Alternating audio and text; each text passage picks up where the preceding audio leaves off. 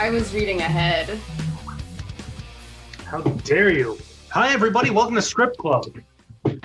Every week, I, Danny Koo, and my intrepid viewers, readers, goddamn, Cassidy Hardy, Forrest Bennett, and Arlo Sanchez, read 10 pages from an unreleased screenplay. This week, sorry to say, we are a little bit pressed for time, so I'm going to skip all of the nice little setup bits that I normally do.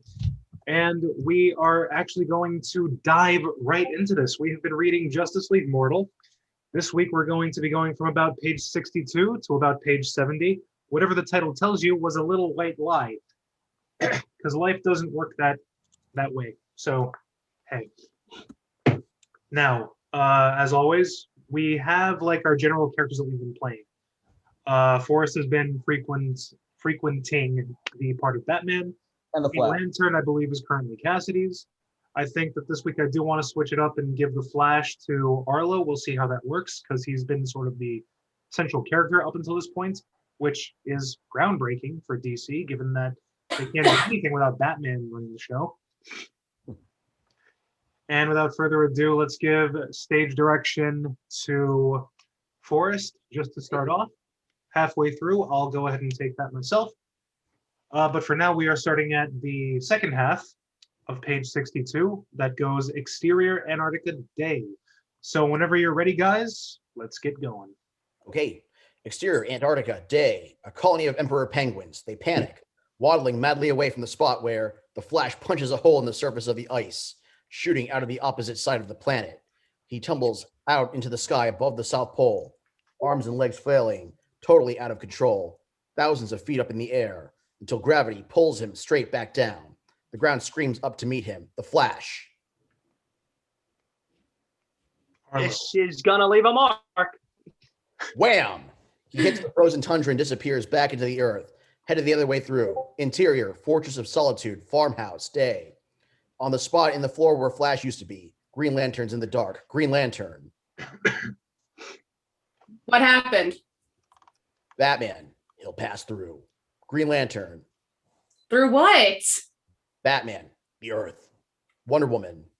Straight through and out the other side. Superman. Where's Nicolas Cage? Sorry about that. At that speed, does he still have mass? Green Lantern. Why? Wonder Woman. What goes up? Must come down. And crack. Flash blasts through the floor like a bolt of electricity, slicing right through the roof of the house. They're down the steps of the porch, all looking up at the ceiling of the cavern. Superman. How long can he keep it up? John Jones. Giggity. That was Cassidy's last time, I believe. I think so. He'll stop at the center of gravity. Batman. The molten core. Wonder Woman's not going to let that happen. She goes to her belt, unhooks the lasso of truth, ties a loop. Green Lantern. Will it hold? Wonder Woman. It was forged by the gods themselves. Tell me when. Superman trains his X-ray vision upwards.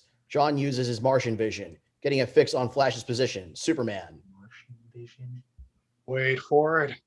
Wait. Closer and closer, picking up speed. Wonder Woman twirls the lasso overhead. Ready, aim. Wonder Woman. Hephaestus, don't fail me. By the way, I just want to say one thing. I feel like this problem that they're going through right now could easily be solved by Superman just flying and catching the Flash. Also, how did Green Lantern know that she was going to lasso him? He can't see. He's blind. That's true, but let's continue. Maybe. All right, Superman and John Jones together. Oh, okay. Okay. 1, 2, 3. Now. Oh. And she fires skyward just as Flash appears through the roof. The lasso meets him, looping around his chest. Bullseye. But he's failing too fast to stop on a dime. Back into the roof of the house, the lasso of truth trailing behind him. The rope tears through the house, ripping a path through the roof, the front porch, the steps, the front path, the yard. As Wonder Woman slows his fall, the lariat slips through her hands. Zzz, Smoke curling up from her palms. Finally, her bald fists slam against the ground, holding firm. She's got him. One end in her hands, the other in the floor. Wonder Woman pulls, hand over hand. Superman helps, the rope jittering. Finally, she yanks the Flash out of the earth, head first, then shoulders, until he lies trembling on the floor of the fortress. Wrecked. Green Lantern. Has really been doing a lot of shit in this script, and it's kind of impressive. Like, she's like the most proactive person so far. Lantern? Was it his phone? Aquaman. An electromagnetic pulse. John's already scanning. John Jones. No, I saw something enter his ear canal. There's something there. By the basal ganglia. Cal? Superman. Got it. Something nanoscopic. Vibrating. The Flash's jittering voice. The Flash. I told you guys it was nanotech. Superman scanning too. John scans Green Lantern with his vision. John Jones. John, you have one too. Behind the visual cortex. Aquaman. There's a bug in all of us. Wonder Woman. Cal, your heat vision. Burn them out. Superman. No, it's too dangerous. Wonder Woman. John. John Jones. I couldn't risk it. The Flash. Risk it? My metabolism will leave me alive. He's right. He's already becoming skin and bones. On Green Lantern. Eyes dancing. Uncertain. Green Lantern. If I had my sight, John Jones. I'll guide you in. Be your eyes. Green Lantern. I need to make surgical instruments. Microfibers. I don't know. Flash. Ship it. I ship it. Yeah. The Flash. Do it. Do it. Besides, Green Lantern. Get him inside. Tie him down. John Kerry. I'm sorry, wait. Can we just all just Giggity. like Perfect delivery. Get him inside. Tie him down. John carries Flash into the house. Green Lantern follows, a hand on John's shoulder. Wonder Woman helps Aquaman in. Superman turns to see Batman rising up his jump line, a black smear against the ice walls, headed for the surface. Exterior, Arctic Circle, day. Batman I'll take crosses. over from here for stage direction. They- Let's see. Okay, all of our parts are basically cast at this point. Just gonna look ahead for just a second to see if there's anybody else coming up. No, this is all Justice League centric until about page 70, it looks like. Real quick, want to apologize if my audio was shitty before. My microphone was on the other side of my desk where I took it off. That's okay, we forgive you. Okay, good. I am just working I on a don't. project right now. So Now, page 66. Exterior, Arctic Circle, day. Batman crosses the ice to his Batplane, his injuries making him limp. Heh, limp. Superman. Bruce. Batman stops in his tracks and turns as Superman approaches. Face to face, chest to chest. The world's two most powerful men, not Superman. I don't understand you. That you could do this, even contemplate this. Batman. I don't have time for your scorn, Clark, and you can save a lecture. Batman starts away again. Superman. The darkness in you, the paranoia, the rage. It's too much. Finally, this time, it's just too much. Batman. It's in you too, Clark. It's in everything. You be the Boy Scout. Pretend everything's sunshine and light. But half of every day we live is lived at night. Superman. You spent too many years in that cave. Batman. Maybe so, but if I didn't exist and there was just you in the world, you'd have to invent me. That makes no sense. What? We live in a world with a nuclear man who can nuclear man, Superman 4 reference, who can punch holes through the earth. We don't really need a Batman, but hey, this is the world we live in. Superman shakes his head. He's never going to get through. He leans in. Superman. The darkness. Such a lonely place to live. You were merely erased in the dark. I was born in it, molded by it. Arlo, why don't you steal the show more often? Sorry. We give you full license. Okay. That was a part of the script. It ended at the darkness, such a lonely place to live. Yeah. Did I just cut you off again? Okay, we're going to continue normally now. All right. We're going to leave this awkward energy behind. The other perspective. Now it's Superman's turn to walk away, leaving Batman alone in a swirl of wind and snow. Over this, Green Lantern off screen. Oh, it's the speech. I got it. It's good. Sell it. Sell it for the Yes. comic book nerds, but mostly for yourself, but mostly the nerds. Nerds! Listen, I've done my time appeasing nerds. I'm time to just be a nerd myself. All right. In brightest day, in blackest night, no evil shall escape my sight. More choir next time. Yes. Interior, Fortress of Solitude, farmhouse, day. Green Lantern trying to focus his mind, sweat beating. And 4 green microfibers, surgical probes with pincer ends are snaking out of the ring right over Flash's face. He's harnessed in Wonder Woman's lasso. Hey. Sorry, I kicked my trash can. Strapped to the kitchen table. Hey. Cross-eyed. I just wanted everyone to know what that sound was because, you're sitting at a desk and then you just hear like a bang. You got to make sure that people know.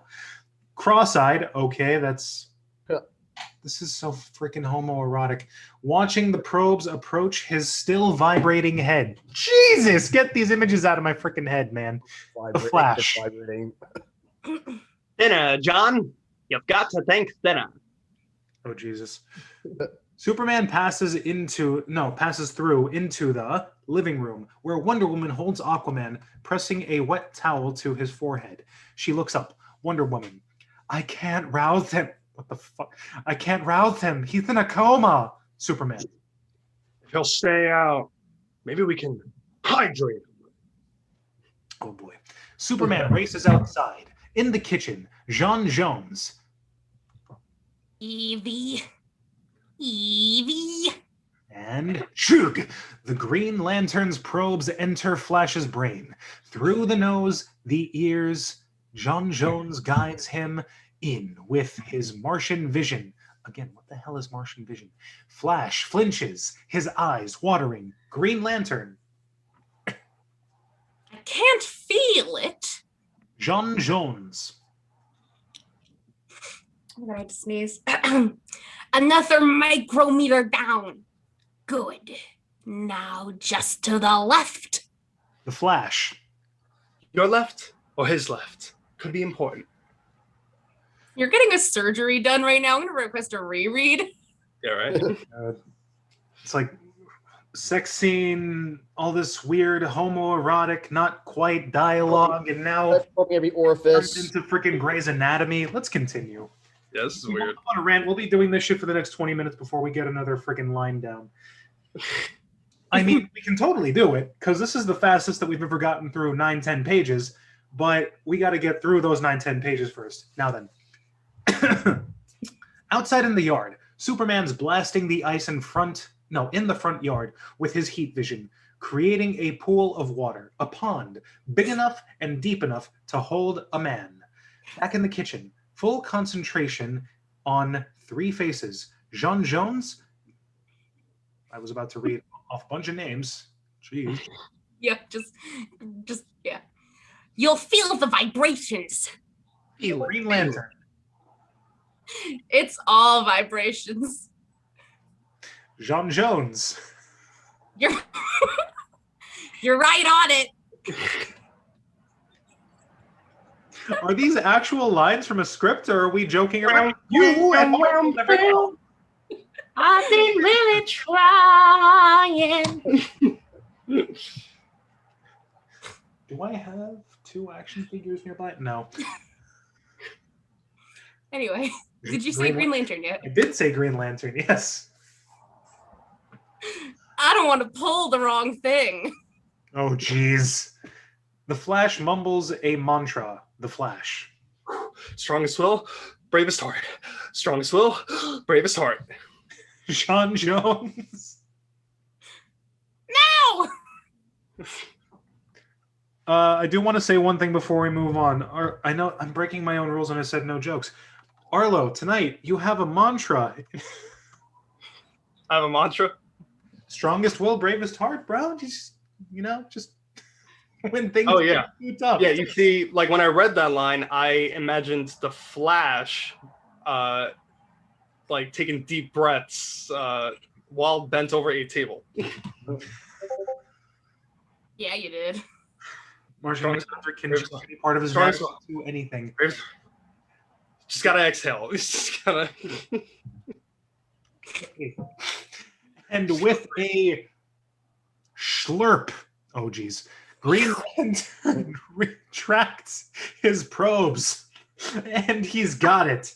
The little intruder, oh my god, this all sounds so wrong. Flash instantly stops shaking. He settles, lies there panting.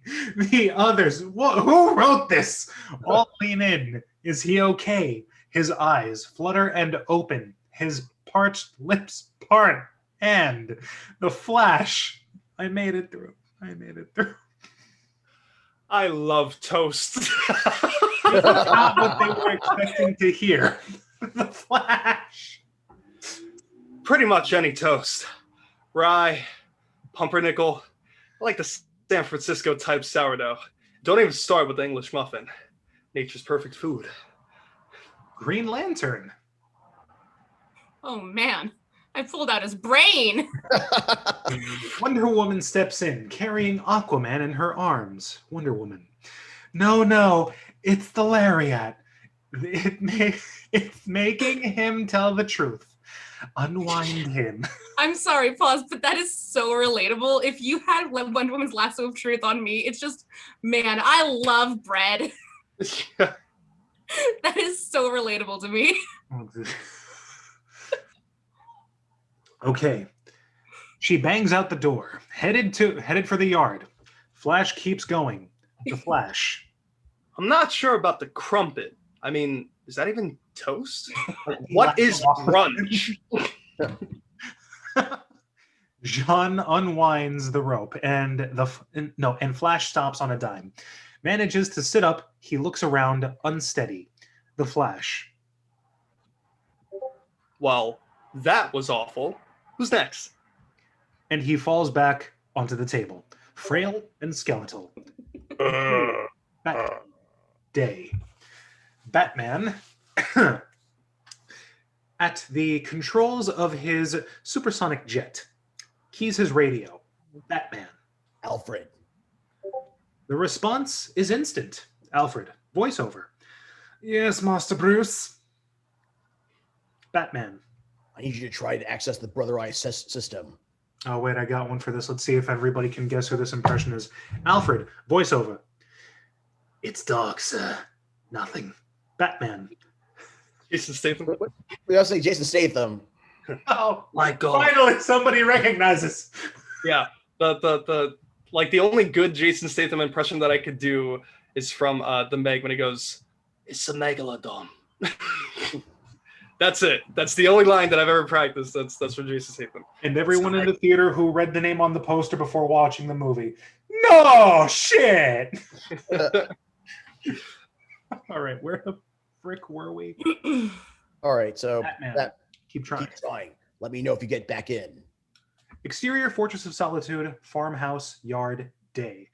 Wonder Woman wading in the water, up to her waist. She releases Aquaman. He floats lifeless until his gills flutter open. I don't want to imagine a man with gills. And hungrily drink in the water. Okay, hungrily drink it. Grammatically, that makes no sense. Guys, I think we're reading a fake script. Wonder Woman. Yeah. This should keep him stable. Jean Jones. If he wakes up, the shock could kill him. You sound like Uncle Fester. Okay, thank you, because I got beat out for that part when I auditioned for Fester. Really? Wait. Yeah. What was it for the Addams Family musical or for? Yeah. Whoa, I even showed the director that I know how to put on my own bald cap. nice. John. Okay. They gave it to a dude. Understandable. So lame. No need for a bald cap for some of us. Now, John scans Aquaman's brain for nanites. Jean Jones. It's there, agitating the amygdala, the fear center. Green Lantern will have to go in. I lost that. Okay, so is the Lantern's whole job now just to perform surgery? Because that's not, I mean, no offense, doctors are heroes. However, that's not very superhero-y. Superman scans the Martian. Superman.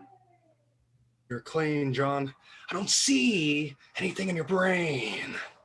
Jean Jones. It must be external with me, bonded with my dermis. Dermis. I know what an epidermis is. It's not dirty, but red like that. My dermis. You might as well be measuring it. Anyway. From the front porch, the Flash leans heavily against the railing, barely standing. The Flash. You know what you need? A full body facial, like a scrub. Or no, like a laser dermabrasion. A little like cosmetic surgery, you know? Green Lantern's there too. That's really what it says. Oh my god. Green Lantern. Good work. John Jones. I'd have to remove the water shield. I don't know. The Flash. I'm gonna get my little brain bug back to my lab. Break it down, check its component part. He sags onto the front steps. Spent. Wonder Woman. You'll need your strength back first. I'll take you. Cal. Batman's eye? Superman. If it's up there, I'll find it and tear it to pieces. Well now. That was in the script, by the way. That was not ad-libbed. There's a moment. Something happening here. A team forming. Working together. A moment acknowledged. Then, Jean Jones. No! And they split up. Interior, Batcave, day is where we're going to end it today. Now, am I alone in thinking that this little stretch of pages was particularly weird? Yes. Yeah. Yeah, it was Because very all the penetrating the orifices. Orifices. yeah, it was very innuendo-y, very double entendre-y. Very fan servicey. Not to mention very lol random. This is beginning to feel more fake every day. Not that I really care because this podcast has no rules. Over under 50%. What are we thinking? Real or fake? Over being real, under being fake. I'm thinking it's real, but if we continue reading and it turns out to be like a fake porno that like someone wrote, I'm gonna laugh my ass off. Yeah. I'm gonna read through the whole thing. Let's be real for a second. We're on page 71. So if this is a porno script that we found, this is the longest lead up to group sex I've ever seen. I mean, you gotta introduce the character. I was going to say, I've seen longer. Same, I mean, oh, same, I like my oh, no, porn like, with oh, content. same here. That's the way that sounded? Or did it just turn out that way? Because No, it was on purpose. I like my porn with conflict. Okay, Yeah. I like the fact that they're building it up for so long. Porn with plot. Thank you very much. Yes. Ever seen Gaspar Noé's Love? Okay. Jesus. But yeah, I mean, not gonna lie, I am kind of liking it, and every time that we come across like certain pieces of dialogue or whatever, like the Flash is constantly talking about food. It feels like somebody who actually made the 2017 Justice League movie read this and was like, putting in a reference to that. No one's gonna know. Yeah, I feel like that whole conversation about toast is what Joss Whedon translated into the. I mean, what is brunch? You basically stand an hour in line for lunch. Yeah, just imagine like freaking Joss Whedon just like sitting there. So this was the original script. So this is the original script, right? That's brilliant. I'm gonna work that in. 1 second. Wait. Yep. Yeah. I really Suck do. it, Snyder. I do love that Flash. Ezra Miller plays Favorite part. brilliantly, but You got to give him something to work with. He's got the talent. You just got to give him the material. My favorite part in the new Justice League, the Zack Snyder Justice League, is when the Flash sees that girl crash, right, and she's like flying through the air, and then he choke slams her into the ground. It's not a choke slam. It's just happening in slow motion. Stop making people think. Please, he's not Spider-Man rescuing Gwen Stacy. Yeah. Still not over that. Oof. What, the death of Gwen Stacy from Spider-Man 2? Fuck, the death of Gwen Stacy in the comics. Yeah, it's such a horrific. The death of Gwen Stacy. That was like the death of Jason Todd. Months away, please. I'm sorry, I literally have the death of Jason Todd on the couch behind me right now, Arlo. Oh, death of the family? Yeah, wait. Hang on. Show us your nerd cred. I don't have any comics. Dress. Oh, well. Wha-bam! I have that same trade paperback. My friend just gave it to me. She found it. Oh, you're kidding? Yeah. But yeah, after reading all this up until like the point that we're at right now, I'm just gonna come out and say it because I don't think that anyone said it yet. Wonder Woman is totally a dom, and I consent. Yep, definitely. Yeah. Oh, she was written to be a dom. Her weapon is a whip. A lasso. Yeah. And she wears skin-tight clothing. There is no difference, by the way. Every superhero wears skin-tight clothing. Well, she wears skimpy skin-tight clothing. Okay, that's part of it. Yeah. All right, guys. I think. Oh, and also William Moulton Marston, the creator of Wonder Woman, also was a. Did you ever see Professor Marston in the Wonder Woman? It was a biopic about the creator of Wonder Woman. Was it like overtly sexist or something? Like he made he was in a polyamorous relationship with his wife and another woman. Like they were all together. And then he was like, "Put on this costume." Exactly. I'm guessing you saw the movie, right? I saw the trailer for it, so I do know what you're talking about. And I had a familiarity with it. I had no idea what the title was. Now I will be looking it up later. Oh yeah. So yeah, I think that this pretty much wraps it up for this week. Fastest script club episode we've had since beginning Justice League Mortal. Anything anybody want to say before we sign off? If you have the chance to see the 10th anniversary re-release of Scott Pilgrim in theaters, go do it. Yes, driving. Let's do this. Yeah. Ooh, also, I'm checking Fandango right now. Also, the Demon Slayer movie. If you guys are fans of Demon Slayer, go watch Mugen Train at the theater. It is a hell of a time. And bring the tissues because you're gonna cry. Like I actually wanted to do something for that because I had no clue that Demon Slayer was a thing until I saw ads for it down at AMC. I want to go into that blind because the second that I just came across it on the internet, algorithms and things took over because suddenly every 4 freaking posts on Facebook, go watch Demon Slayer. Every 4 posts on Instagram, go watch Demon Slayer. Everyone's crying over Demon Slayer. Everyone's doing whatever over Demon Slayer. I want to go into it blind. I just want that to be an experience. Yeah, like the show is fantastic, and the movie works not getting into specifics. Yeah, no. The show is fantastic, and the movie works as a segue between the first and the second season. So this is like the intermission. Okay, so it's one of those. There's an anime that I was into a little while back called Heaven's Lost Property. They did the same thing. We'll get into that some other time. I'm trying to really not portray myself as a weeb right now. Which is the most derogatory thing that you can say without being flagged on the internet. Yeah, right? All right, so guys, thank you very much for joining me again for this episode of Script Club. I am Danny Koo. With me, as always, is... Forrest Bennett. Cass Hardy. Arlo. You know who he is. You know me. Our various social medias that we are okay with sharing will be found in the description below. Thank you very much for joining us today, viewers, all 2 of you.